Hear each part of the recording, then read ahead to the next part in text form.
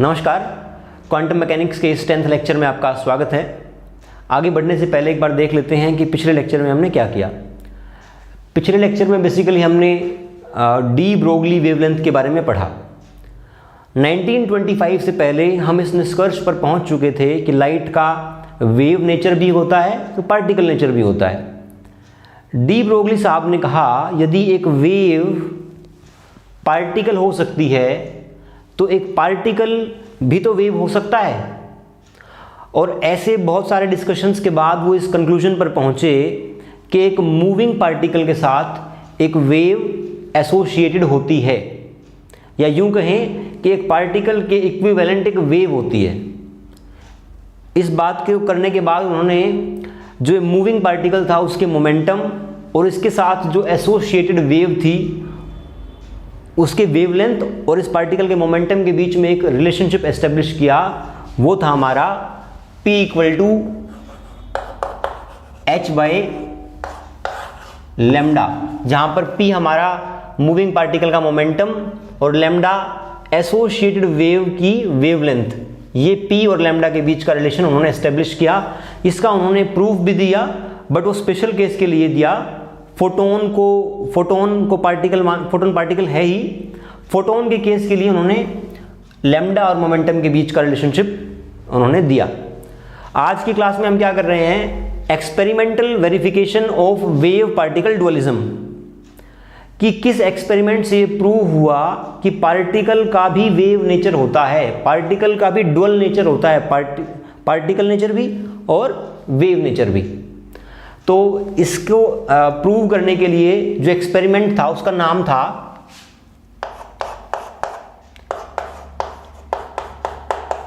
Deviation Germer experiment. अब deviation Germer experiment पढ़ने से पहले हमें पढ़ना पड़ेगा ब्रैग डिफ्रैक्शन, जिसका कि इस एक्सपेरिमेंट में हम इस्तेमाल करेंगे। तो उससे पहले देखते हैं कि ब्रैग डिफ्रैक्शन क्या होता है।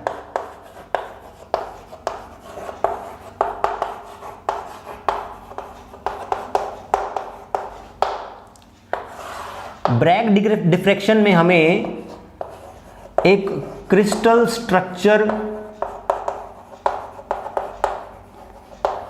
गिवन होता है। क्रिस्टल स्ट्रक्चर का बेसिकली मीनिंग होता है यदि हम एक स्मॉल यूनिट को रिपीट कर करके पूरे क्रिस्टल स्ट्रक्चर को ऑब्टेन कर पाएं तो वो एक क्रिस्टल स्ट्रक्चर होता है। जैसे कि हम अगर एग्जांपल लें, एक आपकी माचिस की डिब्बी है, उसको हम इस साइड भी अरेंज करते हैं, इस साइड भी 2 डायमेंशन में अरेंज करते हैं और फिर उसको हाइट भी प्रोवाइड करते हैं मैच स्टिक्स की लेयर्स लगा लगा के। तो कहने का मतलब ये हुआ कि एक मैच स्टिक जो स्मॉलेस्ट यूनिट है उसको रिपीट करके हम पूरा स्ट्रक्चर ऑब्टेन कर सकते हैं। अब इसके बाद जो उसकी स्मॉलेस्ट यूनिट थी, एक माचिस की जो डिब्बी थी, उसके कॉर्नर्स पर आप पॉइंट की कल्पना कीजिए। सारे मैच स्टिक्स को हटा दीजिए और उन सब के कॉर्नर्स पर सिर्फ पॉइंट डॉट की आप एक इमेजिनेशन करिए। तो वो डॉट से बनने वाला जो स्ट्रक्चर है उसको बोलते हैं लैटिस स्ट्रक्चर, लैटिस। अब मान लीजिए इस केस में हम वो स्ट्रक्चर ले लेते हैं NaCl का। NaCl का जो स्ट्रक्चर होता है वो सिंपल क्यूबिक होता है। सिंपल क्यूबिक का मतलब क्या है? सिंपल क्यूबिक का मतलब है कि आपके ये लैटिस पॉइंट्स हैं जो हमने माचिस की डिब्बी के कॉर्नर्स लिए थे, वो ये कॉर्नर्स हैं।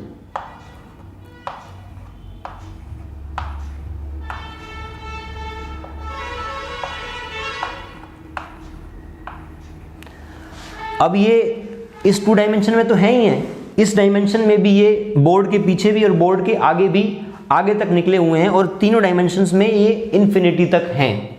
तो ये हमारा लैटिस स्ट्रक्चर है।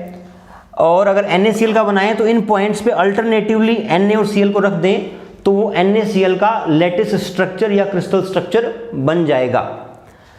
तो पहली पॉइंट हमने समझा ब्रैग डिफ्रैक्शन में कि एक क्रिस्टल स्ट्रक्चर गिवन होता है। सेकंड, हमारा एम क्या है इसमें, ब्रैग डिफ्रैक्शन में हमारा एम क्या है? ब्रैग डिफ्रैक्शन में हमारा बेसिक एम है कि जो लैटिस के दो नियरेस्ट पॉइंट्स हैं उनके बीच का डिस्टेंस हमें निकालना है। हम पता करना चाहते हैं कि NaCl के स्ट्रक्चर में Na और Cl के बीच में दूरी कितनी है, बॉन्ड लेंथ कितना है। तो ये हमारा एम हो गया, to find out D। Third है हमारा, इस D को निकालने के लिए हम इस जो क्रिस्टल स्ट्रक्चर है इस पर एक्स-रे इंसिडेंट कराते हैं। ये हमारा थर्ड पॉइंट है। और ये एक्स-रे इस पे इंसिडेंट कराने के बाद हम उसका डिफ्रैक्शन पैटर्न ऑब्जर्व करते हैं।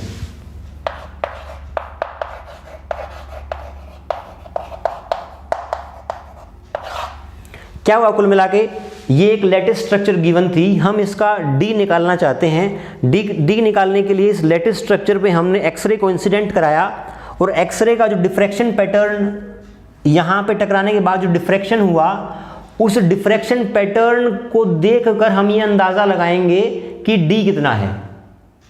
अब आगे बढ़ने से पहले एक बार डिफ्रैक्शन की छोटी सी डेफिनेशन जान लेते हैं।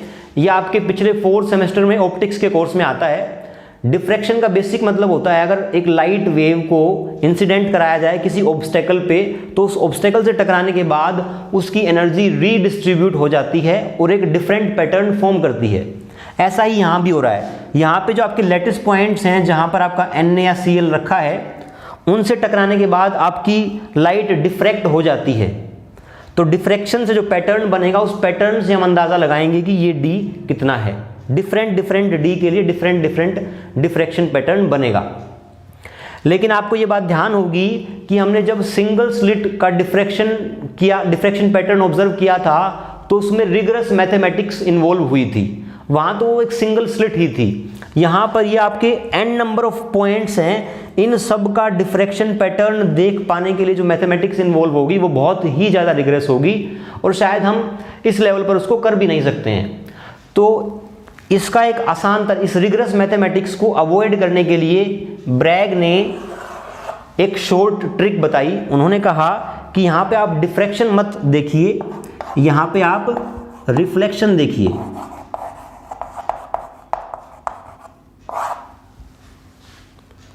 इसका मतलब क्या है, इसने जो ब्रैग ने जो एग्जैक्ट लाइन बोली वो मैं यहां पर लिख रहा हूं।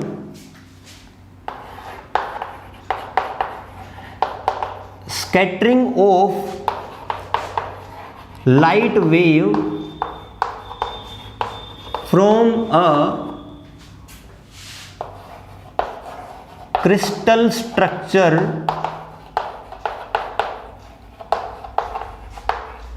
Can be considered as reflection of light from set of parallel plane। ये ब्रैग डिफ्रैक्शन की बहुत ही बेसिक स्टेटमेंट है, आपको याद रखनी है और जब भी एग्जाम में आए तो इसको आपको कोट करना है। इसका मतलब क्या है, अब हम ये समझते हैं। ब्रैग ने क्या बोला कि भैया आप डिफ्रैक्शन को ऑब्जर्व मत करो, रिफ्लेक्शन को ऑब्जर्व करो और जो भी आपका रिजल्ट आएगा वो सेम आएगा जो कि डिफ्रैक्शन के केस में आने वाला था। अब रिफ्लेक्शन कैसा देखना है, set of parallel plane mirrors. इसका मतलब आप समझिए, जो आपकी लैटिस की ये ऊपर वाली लेयर है, इसके थ्रू मैंने एक प्लेन ड्रॉ कर दिया इस तरीके से, इसके थ्रू भी एक प्लेन ड्रॉ कर दिया।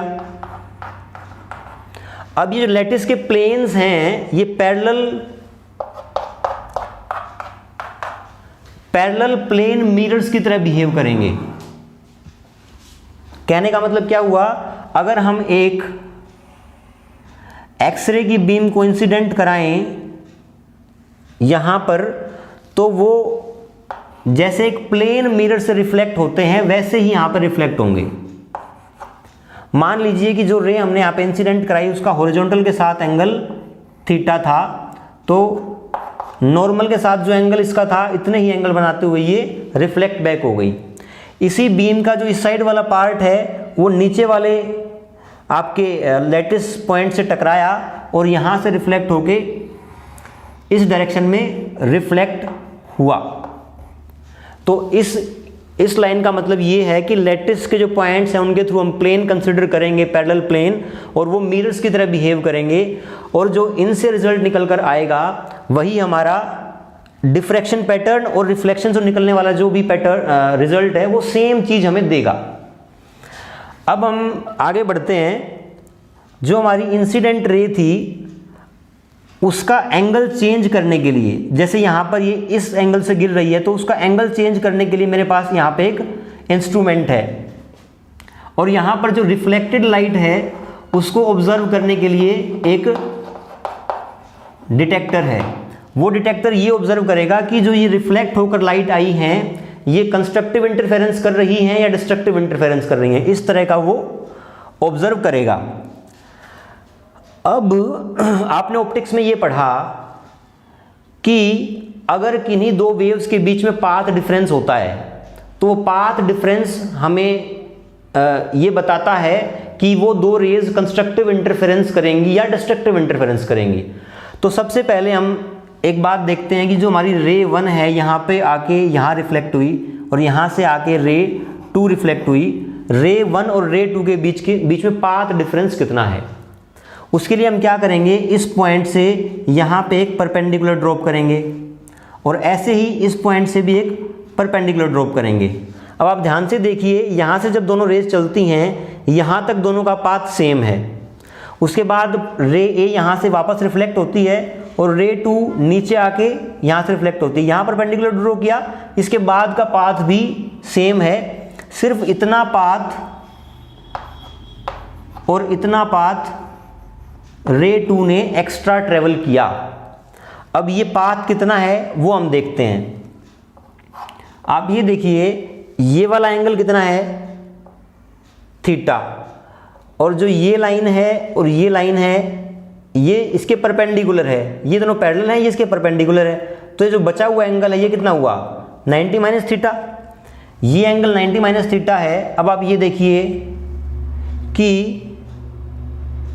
अगर ये एंगल 90 माइनस थीटा है तो ये एंगल कितना होगा।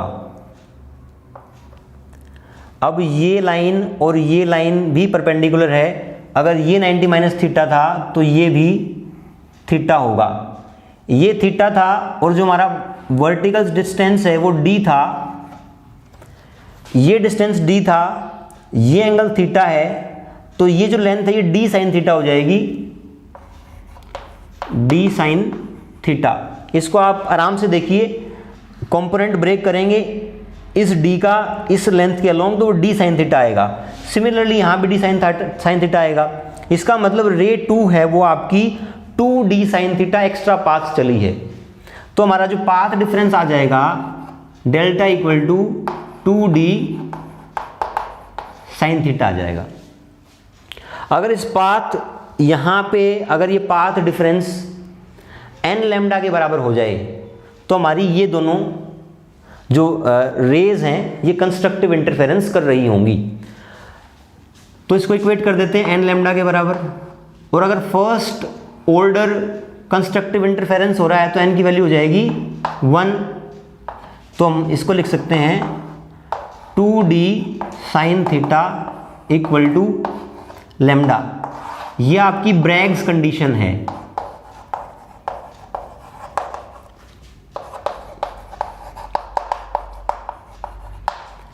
अब आप ध्यान से देखिए हमने क्या किया है, एक एक्सरे इंसिडेंट कराई है, उस पे हमें डिफ्रैक्शन पैटर्न ऑब्जर्व करना था, लेकिन ब्रैग ने बोला कि डिफ्रैक्शन की जगह आप रिफ्लेक्शन देख लो, वो इजी पड़ेगा। तो हमने ब्रैग की बात मानते हुए डिफ्रैक्शन को रिफ्लेक्शन के माध्यम से पढ़ा। तो यहाँ पर जो ये रिफ्लेक्शन हुआ और इसके पाथ डिफरेंस की हमने कंस्ट्रक्टिव इंटरफेरेंस की कंडीशन जब लगाई तो उससे हमारा आ गया 2d sine theta equal to lambda. इसको बोलते हैं ब्रैग कंडीशन। अब आप ध्यान से देखिए, जो आपकी वेवलेंथ है वो हमें नोन है, क्योंकि हम एक नोन वेवलेंथ की एक्सरे को यूज कर रहे हैं। डी हमें निकालनी है, पर वो कांस्टेंट है, चेंज नहीं हो रहा। d is fix for this particular lattice structure. d हमारा फिक्स है पर अननोन है। और साइन थीटा क्या है, हम यहां पे थीटा को वेरी करेंगे और एक थीटा के लिए पूरा टर्म, एक पर्टिकुलर थीटा के लिए ये पूरा टर्म लैम्डा के बराबर हो जाएगा। यहां पे d तो वेरिएबल है पर कांस्टेंट है, लैम्डा भी कांस्टेंट है, तो थीटा को वेरी करके हम ऐसे थीटा पे एडजस्ट कर सकते हैं कि ये पूरा मल्टीप्लिकेशन लैम्डा के बराबर हो जाए।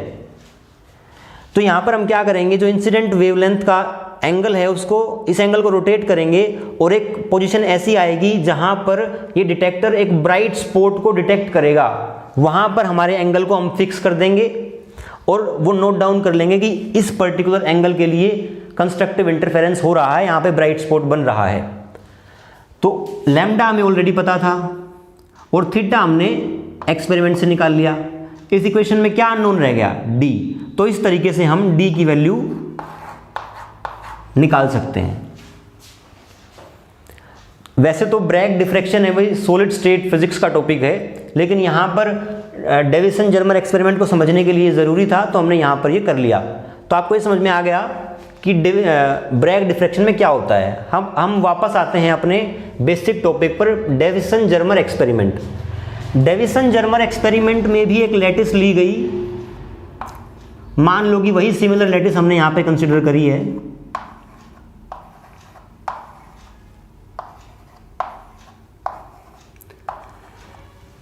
और यही वो प्लेन मिरर्स हैं।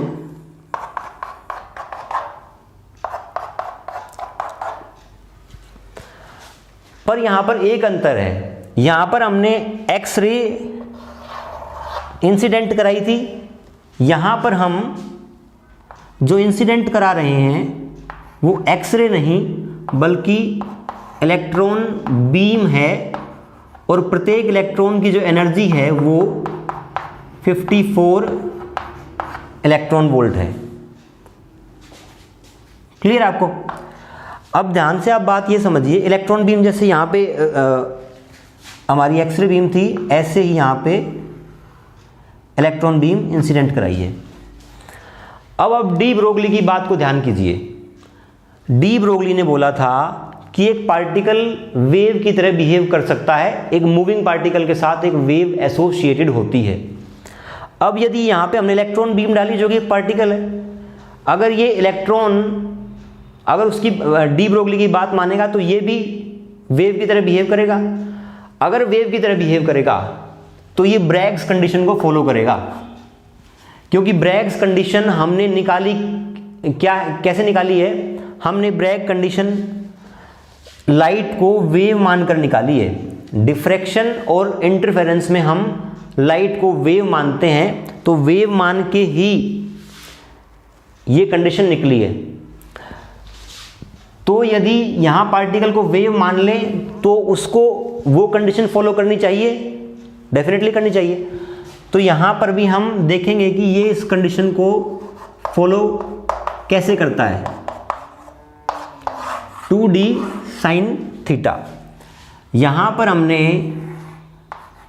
सिमिलरली सेम अरेंजमेंट किया। यहां पे थीटा को चेंज करने वाला एक हमारे पास अपरेटस था और यहां पर एक डिटेक्टर था। तो एक एंगल 65 डिग्री पे जो इलेक्ट्रॉन बीम यहां पर डिटेक्ट हो रही थी उसकी मैक्सिमम इंटेंसिटी हमें मिली। यहां पर जब थीटा को हम वेरी कर रहे थे तो एक एंगल 65 डिग्री पर यहां पर इलेक्ट्रॉन की इंटेंसिटी मैक्सिमम मिली, जैसे कि दो वेव्स का कंस्ट्रक्टिव इंटरफेरेंस हो रहा हो। तो हमने यहां से थीटा निकाल लिया जिसके लिए कंस्ट्रक्टिव इंटरफेरेंस हो रहा है। डी हमें पहले से नोन है, पिछले एक्सपेरिमेंट में निकाला है। थीटा हमने एक्सपेरिमेंटली निकाल लिया। तो जब डी और थीटा पता है तो हमें लैम्डा निकल आया। लैम्डा क्या है यहाँ पे, लैम्डा है आपका wave length of wave associated with this moving electron. इस मूविंग इलेक्ट्रॉन के साथ जो वेव एसोसिएटेड है उसका वेवलेंथ लैम्डा हम यहाँ से निकालेंगे ब्रैग डिफ्रैक्शन लॉ को यूज़ करके। जब यहाँ पे हम d की वैल्यू पुट करते हैं और थीटा 65 डिग्री पुट करते हैं तो लैम्डा की वैल्यू निकल कर आती है 1.65 एंगस्ट्रॉम। ये हमारी एक्सपेरिमेंटल वैल्यू है। क्लियर है? अब हमने यहाँ पे इलेक्ट्रॉन को वेव माना था और एक्सपेरिमेंटल वेवलेंथ निकाल ली। अब डी ब्रोगली वेवलेंथ का जो फॉर्मूला है उससे भी यदि यही सेम वेवलेंथ निकल आई तो हम ये प्रूव कर पाएंगे कि हमारी यहाँ पे जो हमने वेव माना है वो बिल्कुल सही बात है। अब यहाँ पर थ्योरेटिकल वेवलेंथ, ये एक्सपेरिमेंटल वेवलेंथ थी, अब थ्योरेटिकल वेवलेंथ निकालते हैं। Theoretical wavelength equal to h/p। अब आपको पता है कि p क्या होता है, √2me। अब हमने पिछली क्लास में ये देखा था कि E को क्या लिखते हैं हम, QV। यहाँ पर E गिवन है हमारा 54 इलेक्ट्रॉन वोल्ट। अब आप एक बात ध्यान से देखिए, हमने पिछली क्लास में किया था कि अगर पोटेंशियल डिफरेंस V है आपका, यहाँ से एक चार्ज छोड़ा जाए, इलेक्ट्रॉन छोड़ा जाए, तो इसकी एनर्जी हो जाती है EV। ऐसे ही अगर मैं यहाँ 54 वोल्ट का पोटेंशियल डिफरेंस लगा दूँ और इलेक्ट्रॉन यहाँ से छोड़ूँ तो इसकी एनर्जी हो जाती है 54 इलेक्ट्रॉन वोल्ट। तो जो फॉर्मूला हमने बनाया था पिछले क्लास में 12.27 अपॉन √54, वोल्टेज की वैल्यू 54 है इस केस में क्योंकि एनर्जी 54 इलेक्ट्रॉन वोल्ट है। जब इसको हम सोल्व करते हैं तो हमारा लैम्डा निकल के आता है 1.65 एंगस्ट्रॉम। ये हमारी थ्योरेटिकल वैल्यू है।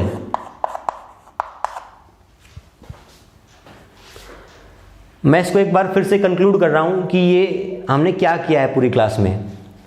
हम experimental verification of wave particle dualism कर रहे थे।